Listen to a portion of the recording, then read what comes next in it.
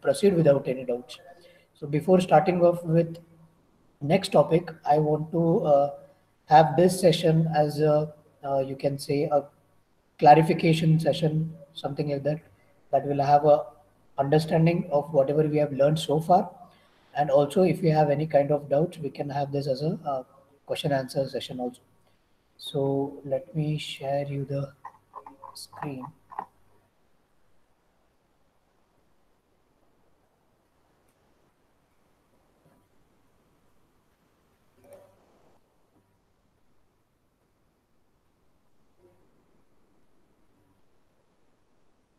I hope you guys are making note of whatever we are discussing here in the class. And that will be your first assignment. Whenever you will be coming back, you have to submit these notes in the form of your assignments. Okay, so is the screen visible? Yes, sir. Yeah. So we'll have a whatever we have discussed in this week, and not the whole lectures. In this week, whatever we have discussed, we'll have a uh, recap of all the previous lectures in this week, right? So initially we started off with well-posed learning problems. In the week we started off with the well-posed learning problems. We learned about what problems can be called as a well-posed learning problems, because not all problems fit into the category of machine learning problems, right? So we need to understand what kind of problems, what type of problems can be said to have a well-posed learning problem from a machine learning point of view, right? And then once we understood what problems are said to be well-posed learning problems, we went ahead to design those systems, design a learning system for those type of problems, right? So designing consists of various other factors. Again, we started off with selecting or choosing the type of training experience, what kind of training experience, then defining a target function, what type of target function, how to choose the target function for that particular problem, right? And then we, once the target function is defined, when once we choose a target function, we represent the target function. Then there are various forms, there are various ways to represent a target function. But what kind of representation, what type of representation suits or fits into the uh, our target function that we have decided to learn, make the system learn. Then we learned about few algorithms which the type of algorithms which fits into the function approximation algorithms which fits into the target function that we are defining or we are making the system learn. And ultimately we finally understood the final design of the uh, target function, right? We did all these things with respect to an example. We took an example of, I think, checkers problem, how a problem can be learned, or how a system can learn a checkers game, right? So we had a session where we understood what checkers game is, what are different types of rules, patterns, the chess boards, the pieces, right? And what are the rules into the game, and how can we make the system learn about those rules, those set of rules. And by the end of it, once we designed the final design for checkers, we learned about few of the issues, few of the perspectives and issues in machine learning. So the concept learning and the general to specific ordering is how we started off with, right? We learned about a concept learning task, the concept learning as search, how a concept learning as search. We took an example of the enjoy sport problem, right? How a general to specific ordering of a hypothesis can be done. So the concept learning, we discussed what is concept learning, what can be called as a concept learning, or what is a concept when it comes to a machine learning, right? How a system understands a concept, what can be a concept. And then we designed a task for it, the task to learn that particular concept uh, by making use of few examples of the notations and what is inductive learning hypothesis, right? we learned about what is an inductive learning hypothesis. So, as and when we proceed with this exam with these slides, if you still have any doubts or any areas of doubts, you can stop me anywhere you want. We can get the things clarified, and only then we'll proceed. Because before moving into the further topics, a few more advanced algorithms, I want you to be crystal clear with whatever we have discussed in our previous lectures.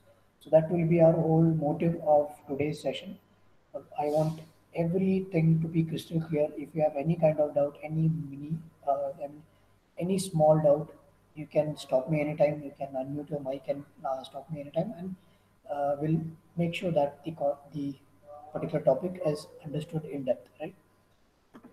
So, talking about the concept learning, we had an example of how we, as a human, uh, conceptualize few things, right? How we learn from few things. How do we categorize few concepts, right?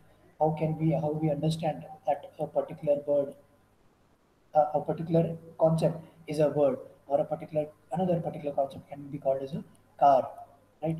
And then again we have that cognitive intelligence in our self that we can identify uh, even different types of birds, right? Or what all birds that fell into a category of what type of a bird, right? So that's how a normal human being or normal person, as an individual, as a human being, can understand and keeps this concept learning factor continuous process. It's a continuously learning process, right? So the general concepts from specific training examples.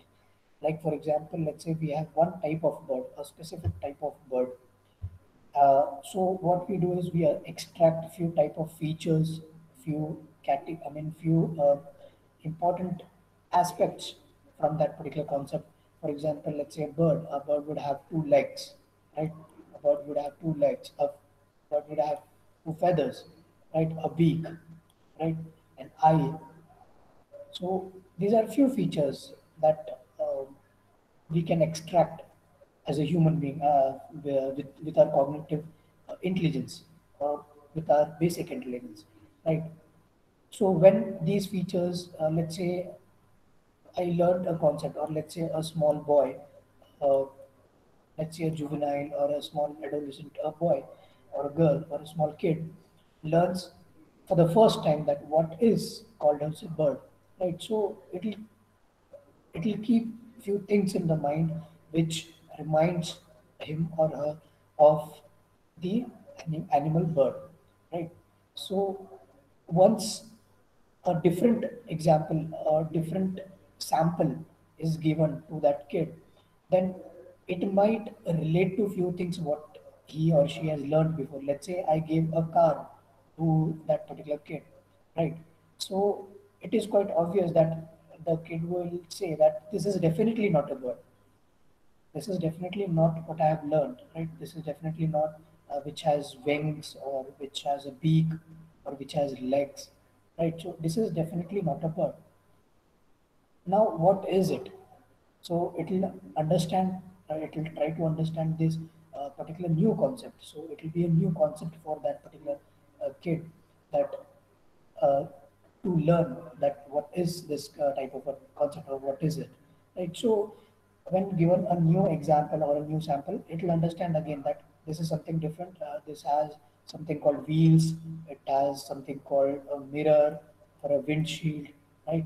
Or maybe a bonnet or engine, something like that. Maybe some additional features it will extract, right? And it will label it as, let's say, a car. Now, this is a new concept that this particular or any particular kid has learned, right?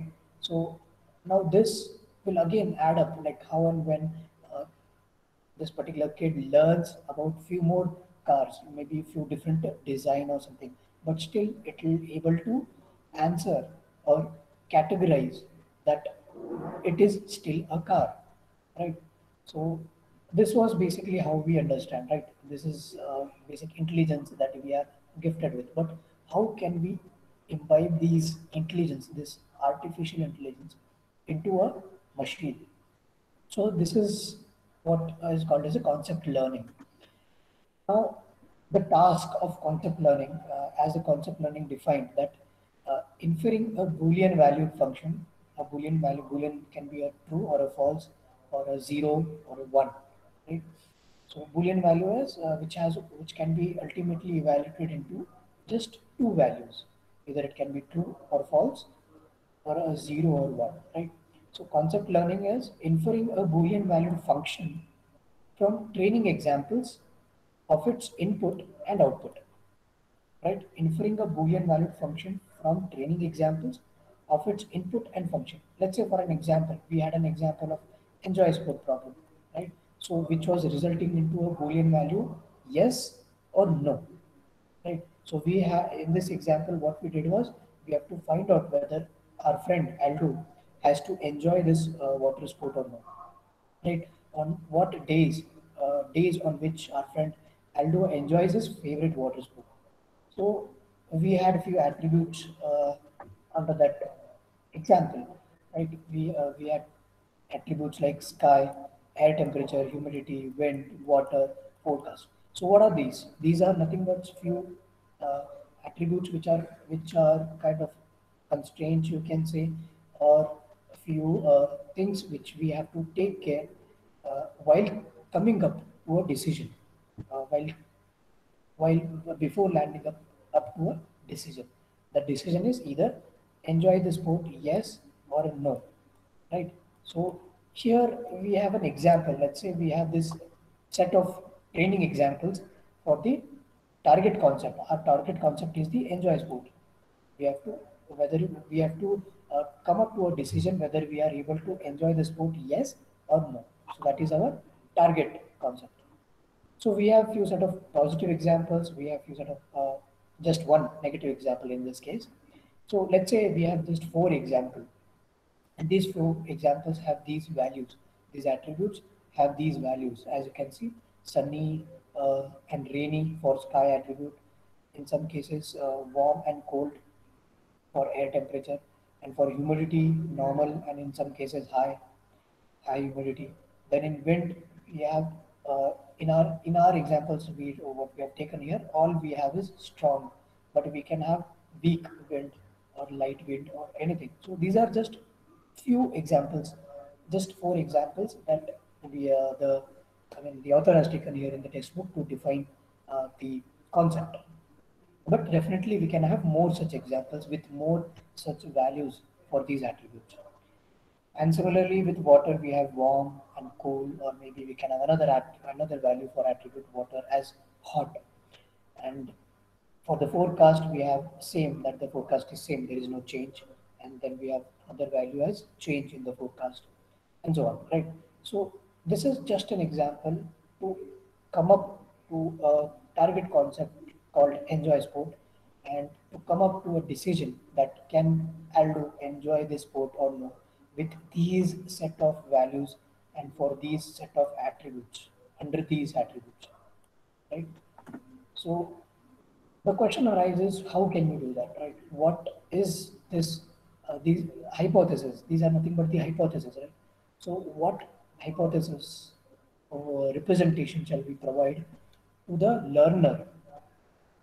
This learner in the sense the system or the model that is undergoing the learning process. So how can we provide a representation of it? How can we make it understand that uh, how to learn these concepts, the conceptual learning task, right? So we need to define first what is an hypothesis, what is hypothesis, and how it can be represented. So the representation of hypothesis can be done in multiple ways. There are many ways to represent an hypothesis. So taking our example, the enjoy sport problem. So let's say we have H. H is nothing but a hypothesis, a single hypothesis, one hypothesis. So H, small h, a single hypothesis, is a conjunction of constraints. Right? Conjunction is the you can say a connection, a correlation, or a connection of the constraints on attributes. Now, what are these constraints on the attributes? The constraints can be like, let's say for the attributes, let's say the attribute is water. Like, let me go to the table. So these are our all attributes, right? These are our attributes. Now the constraints of these attributes are a specific value for this attribute. Let's say we have an attribute sky, and we need to have only a specific value, that is it has to be only sunny, or it has to be only rainy. Then these are the constraints that you are putting on our training model. So likewise, let's say we have a constraint that for the attribute water. So the water has to be warm only. We are assigning that water is equal to warm. That means we are putting a constraint on the attribute water, that the value of the water should be warm only. So this is a constraint that we are putting or forcing, right? So another can be a don't care condition. A don't care example, like we discussed, a don't care condition is defined with the symbol question mark. Question mark denotes that we are not very specific about it, or we don't really bother about what will be the value there. So irrespective of the value, the hypothesis is represented. Now, the third aspect is no value is allowed. That is putting too much restriction. That is the restriction or the constraint that for that particular attribute, that is, let's say, for the attribute water, there has to be no value allowed, right? So, which is represented by the symbol phi. So, when you see a symbol phi in a particular hypothesis for a particular attribute as a value, then that means that for that particular attribute, no value is allowed, right? The phi symbol represent for that particular value, no value for that particular attribute, no value is allowed. For let's say, for example, we have these are the attributes like sky, air temperature, humidity, wind, water, and forecast. So here is an example of a hypothesis which is represented like this. This is an hypothesis. Let's say h, small h, for which we are giving the value of the sky attribute a very specific value, that it has to be sunny. It has to be sunny only. Air temperature, we don't care. Humidity, let it be any humidity. Wind should be strong. This is again a constraint that we are putting, that wind should be strong. And water, whether it has to be warm or cold or hot, we really don't care. So question mark means we are flexible with whatever values applied here. We are okay with it. We really don't care for a specific value, right? So question mark denotes that. And again, for the forecast attribute, we have a specific value, that is the forecast has to be same. The forecast shouldn't change, right? So these were the six attributes, like right. So sky, air temperature, humidity, wind, water, and focus. So with this, for each attribute, for each of these attributes, that is sky, air temperature, humidity, water, weather, right, and the ultimately last was the forecast. So for each of these attributes, the hypothesis, whatever we defined in the previous slide, this one, yeah. So this one, this hypothesis h, small h, we can, as I said, either we can indicate by a question mark, which is represent that any value is accepted. We really don't care about what value will come there. We are okay with any value. So any value is accepted for this attribute. So let's say for air temperature, the question mark value denotes we are ready to accept any value. Specifying a single required value, that is water is equal to warm. So the water attribute, let's say the attribute is water, and we are giving a very specific value to the attribute water, that it has to be only warm. So that is the requirement of the hypothesis. You can say. And the third possible value is the value phi. Phi means that no value is accepted. So we are not going to accept any value for that particular attribute. So in any hypothesis, when you say, let me show you with respect to previous example itself, so that you understand it better. Let's say for the humidity, let's say I defined for the humidity, I defined as phi value, right? pardon me for this symbol, yeah, let's say this is a 5, right? And if we are giving this humidity, the value for the humidity as 5 value, that means that we are not looking for any value for the humidity. We should, in the hypothesis H, the value of the humidity shouldn't be anything, right? So the question mark can be, the question mark means anything is accepted. The the symbol 5 means nothing is accepted, right? So we don't have to define any value for it because no value is ultimately accepted. So hope this is clear so far. So let's say if some instance x is an instance where capital X, let's say capital X is a set of all instance. In that we have a one instance that is x small x. Let's say that if any one instance from the set of all instances capital X satisfied all the constraints of the hypothesis, right? So these were the constraints we just defined, right? So let's say we have one instance which satisfies all the constraints that we put, the all the constraints of the hypothesis small h, that is one hypothesis. Then we can say that the H classifies X, the hypothesis, one hypothesis, that is a hypothesis H classifies a instance X as a positive example, right? So when it's satisfied, this word, this term is important here. The term satisfied. If some instance X satisfies all the constraints, then it classifies that particular instance as a positive example. It's a positive example. It's a positive hypothesis, you can say. So when we have a positive hypothesis, it is represented as hx is equal to 1. Right? So when we say h of x is equal to 1, it is nothing but the that particular instance which satisfies all the constraint of the hypothesis h. It's a positive example. Right? So that is denoted as h of x is equal to 1. So to illustrate it, to define this or what we discussed, let's say we have a hypothesis this. Let's say, let's take in a condition that our friend Aldo, he wants to enjoy this particular sport, the water sport, only on cold days, right? Only on the cold days, which is not a good idea, right? Let's say only on cold days with high humidity. Again, not a good idea. So, but that is what Aldo wants. Aldo wants to enjoy this particular sport on cold days with high humidity, right?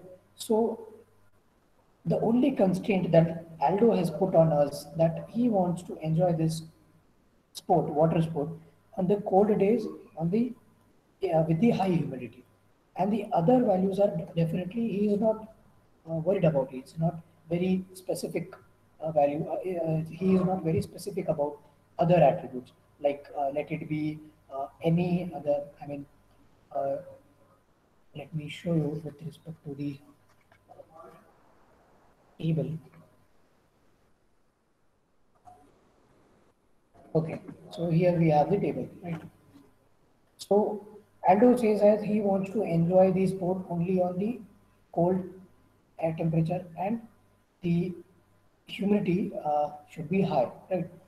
So he is least bothered about the other values, that is the sky attribute, the wind attribute, the water attribute, and also the forecast. He is not worried about these first, fourth, fifth, and sixth attribute. He is only specific about the second and third attribute, that the weather has to be cold and the humidity should be high. So how can we define the hypothesis for? How can we represent a hypothesis for it? Right? So this is what the hypothesis would look like. So under those conditions that Aldo wants to enjoy the sport only on cold days with high humidity, with the independent of the values of other attribute. So we are not considering about the other attribute. We are not very specific about the other attributes. Then we can represent the hypothesis as this hypothesis. So in this case, our hypothesis small h will be this. That is, the first attribute is question mark, That means any value is allowed. The second attribute is a very specific value that it has to be cold. And the third attribute, which is the humidity, it has to be high, which is again a specific value. And again, the other three attributes, that is in our case, which is the water, the wind, and the forecast, should be again any value is permitted, or Aldo is okay with any of the values for water, wind, or forecast. Fine. So having said this, so this is the training example. This is the table, right? So what we just defined that having discussed what is the question mark symbol and pi symbol. Now there might be few hypotheses. There might be definitely I mean few hypotheses which can be called as a very you can say very general, like most general hypothesis and a most specific hypothesis. When we when do we call that as a most specific or a most general hypothesis? When we have all the values for all the attributes as any value is accepted, then we can call it as a most general hypothesis, right? Why most general? Because any value fits into that particular attribute. So this is most general, right? It can accept any value, most general. So the most general hypothesis that every day is a positive example is represented as this. And the most specific, which is exactly opposite to it, we say that the hypothesis is the most specific possible hypothesis.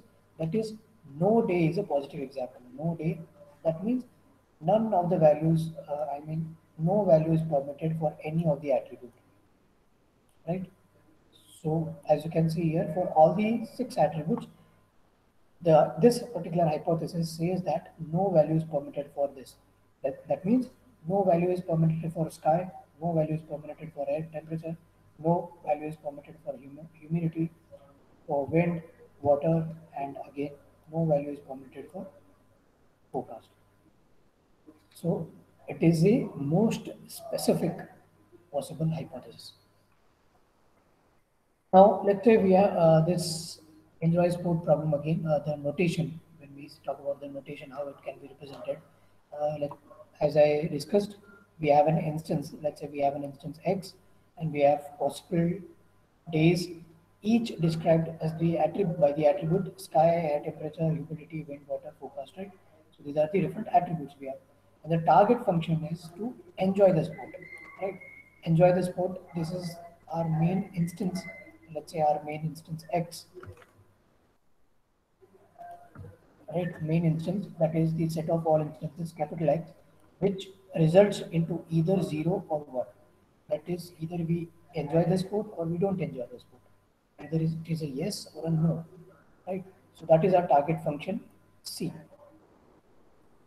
or the concept. Now, the hypothesis H denotes the set of all hypotheses, all the possible hypotheses. So that set of all hypotheses can have most general hypothesis, or it can have any intermediate set of hypotheses, or it can be most specific hypothesis also. So capital H denotes all the set of hypotheses. So hypothesis H and conjunction of literals. This is the example. Let's say the example that we just discussed, right? The conjunction of literals. Literals is nothing but the symbols, right?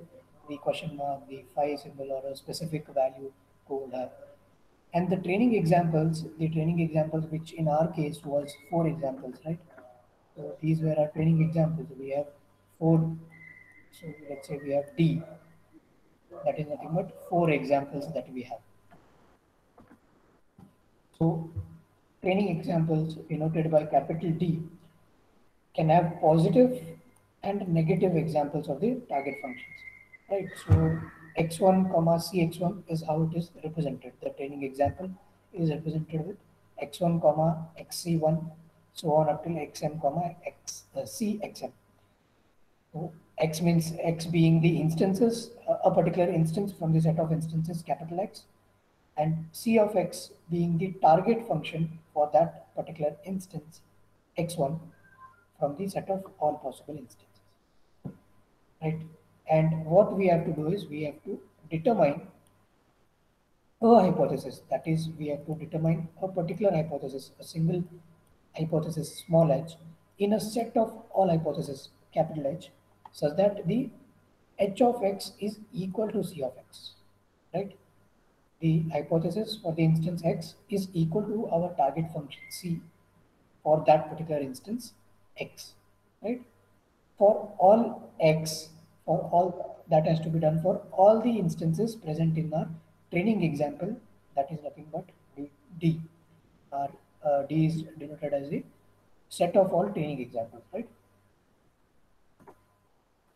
So the target concept corresponds to the value of the attribute enjoy function, that is either yes or no, right? If c of x is equal to 1, the enjoy sport is yes. If c of x is equal to 0, the enjoy sport is no. Right, so which is this the c of x is when c of x is equal to 1, that is our target function evaluates to value 1, then we can say that it is a positive example. And when the instance for which c of x is equal to 0, then we can say that it's a negative example. That means positive example is a member of the target function and negative example is a non-member of the target function. So with respect to the table, when you see, we had few yeses on the enjoy sport attribute. Those yeses means positive examples. They are the member of our target function that we are going to define. And the all the no that we have, in our case, we had only single no in our example, that is this, right? This single no is called as a negative example, and which is a non-member to our target function that we want to evaluate. So this is what we have already discussed. D denotes the set of all available training examples. H is the all possible hypothesis. And in general, each hypothesis, that is each individual hypothesis, small h, in capital H, the set of all hypotheses, represent a Boolean value, right? A Boolean value, a 0 or a 1, a yes or a no, right? A true or a false. So the goal of the learner, the goal of a learner, the learning model of the learning system is to find that one hypothesis, that a particular hypothesis H, such that it satisfies this, right? Such that the hypothesis for the instance X is equal to our target function C of that particular instance X. So H of X is equal to C of X for all the instances X present in the set of instances capital X.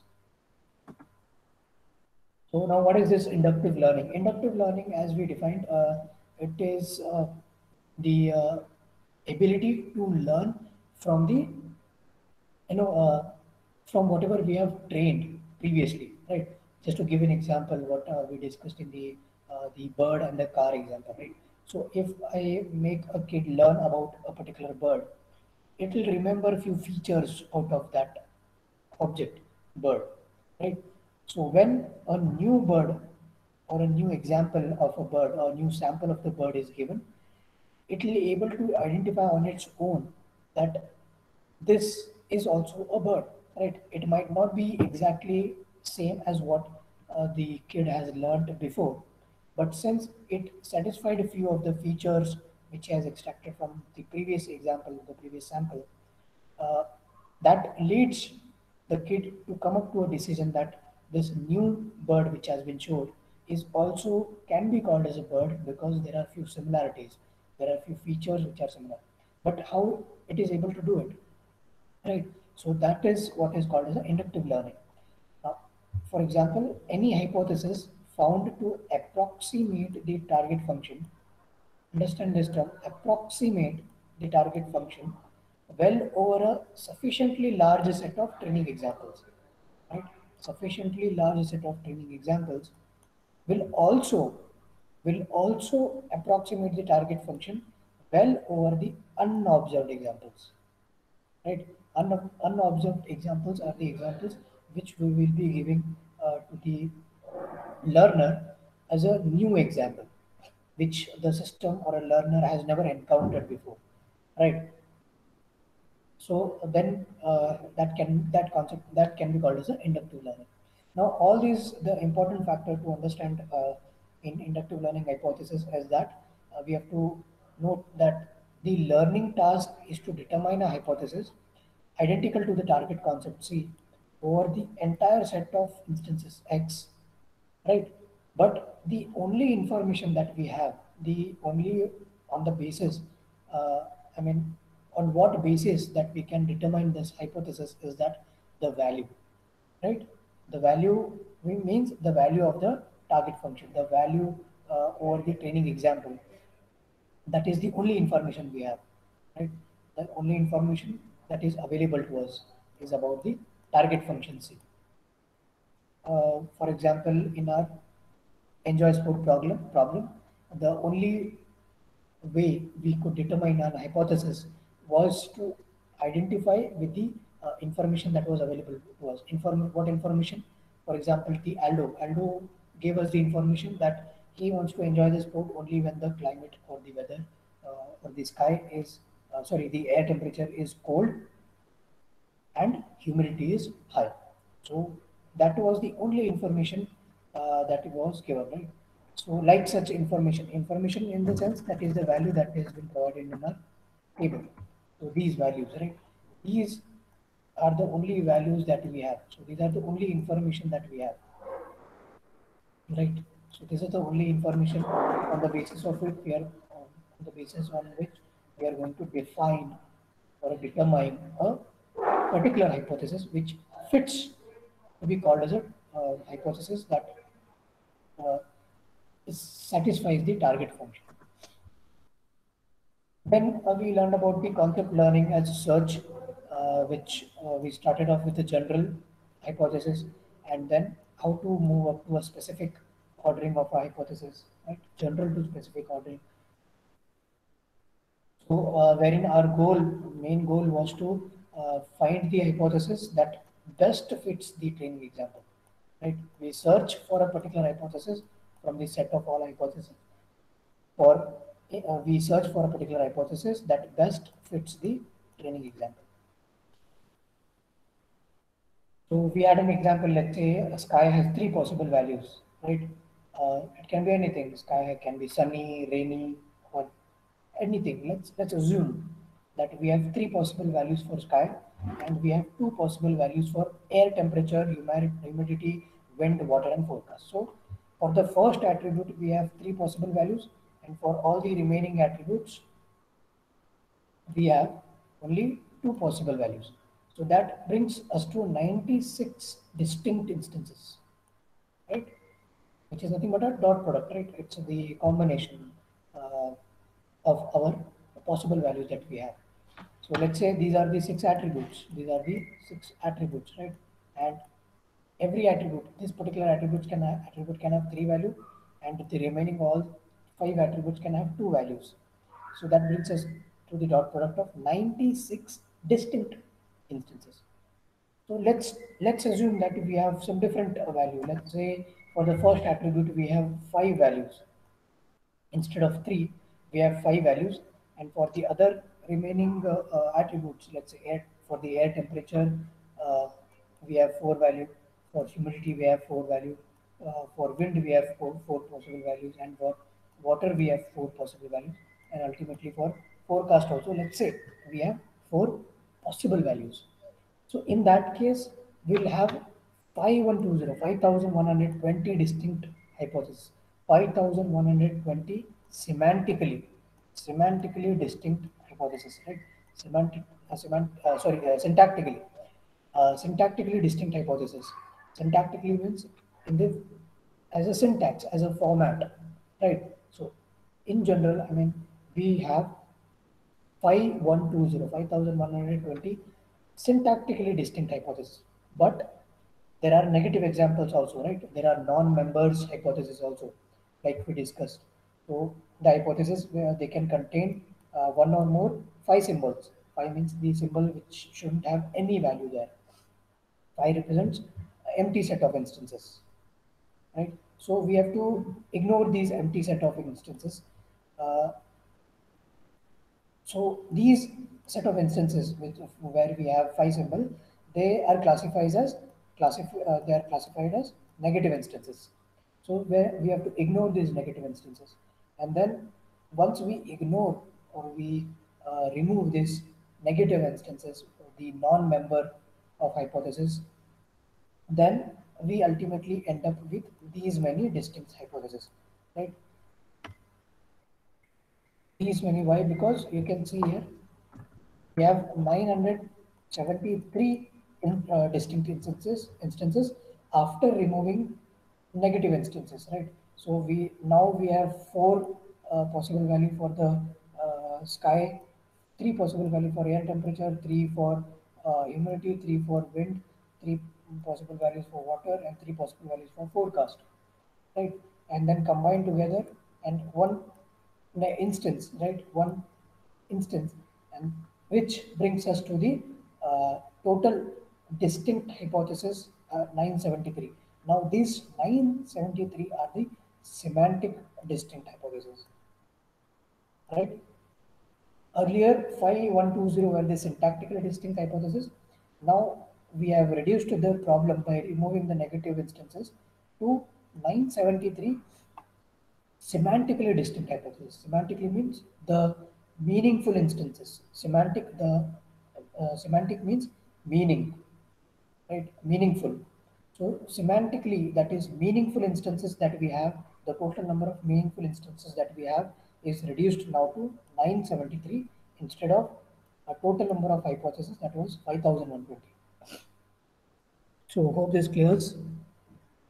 So that's how we move up to a general to specific. We have two hypotheses here, H1 and H2. One is more general compared to other, right? So H2 is more general and H1 we can say is more specific because we are giving two attribute values as specific values. So to define that, to do that, we have to follow a more general than relationship, right?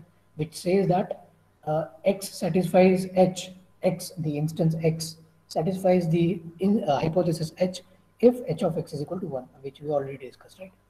So for that, we need to define the next step in more general than relationship is to define more general or equal to, right? More general or equal to, which is represented by, which is written like this: Hj. Let's say we have two hypotheses Hj and Hk, and Hj is more general than Hk if and only if this condition satisfies, right? That is nothing but for all x belonging to x, Hk of x is equal to 1. It satisfies, right?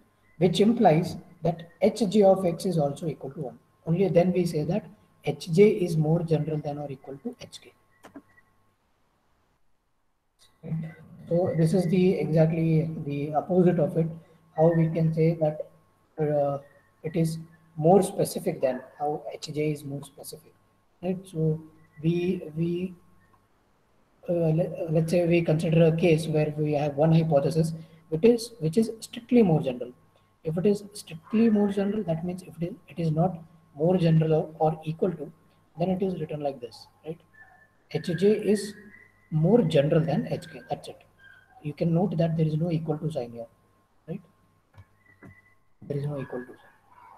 So we can say that only if Hj is greater than or equal to Hj is more general than or equal to Hk, and there is a logical conjunction and here, uh, and Hk is not more general than or equal to Hj, right? Only then we can say that it is strictly more general.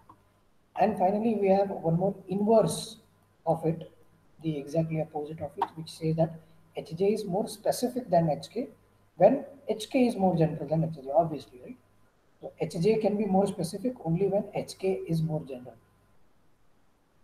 So we have done a version space, a space X for the instances X and the hypothesis X, where we saw that these arrows denotes that the this particular instance, let's say this H2 showing arrow to H1 means that H2 is more general than H1. Similarly here, H2 is more general than H3. So that is the meaning of the arrow here, which you can also see here in the instance diagram, that H2, that is the bigger circle, is more general than the inner circle, that is H1. So this is our H1, right? And obviously here also H2 is more general than H3, which is also true when we see the instance diagram here, because H2 has more instances, right? So that's what we discussed in our previous classes. We discussed about the find S algorithm, find specific. We discussed about the algorithm which helps us to find out specific hypothesis, right? We initialize the H with the most specific hypothesis, and then we considered only the positive training example. We removed all the negative training example, right? So when the constraint AI, that is the instances or the attribute A, satisfies the X, then do nothing. When it is doesn't satisfy, then we replace the attribute with the more general constraint, right? And then ultimately, once the loop ends, we output the hypothesis. So finders algorithm gives us at least one hypothesis, which is a mostly specific hypothesis. So this was the flow chart for that, right? And this is how we started, right? We started off with more specific, and then we ended up with mostly general hypothesis. So this is similar to what I just explained. And these were the key properties. The key property of the finders algorithm is that it guaranteed that at least one hypothesis we will be able to find it. There will be one output guaranteed with the most specific hypothesis with H that is consistent with the positive example. Because we are ignoring the negative example, we are only considering the positive example. And of course, there are a few limitations with respect to these algorithm, also the finders algorithm. That is, how can we say that, how can we prefer, why prefer the most specific? Initially, why we are only taking the specific hypothesis? So this question is unanswered yet. This is answered later by few more algorithms, for more sophisticated algorithms like candidate elimination algorithm, which are little more advanced to find as algorithm.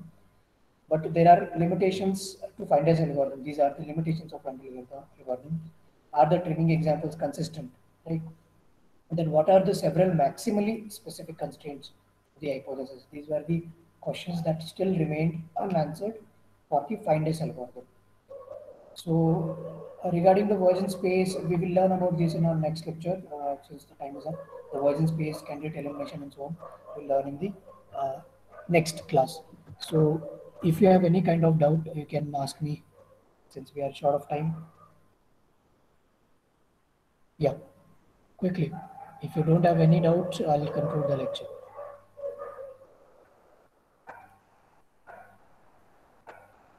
Anyone, please tell me. Any doubts? Okay, if there are no doubts, then conclude the lecture. Thank you.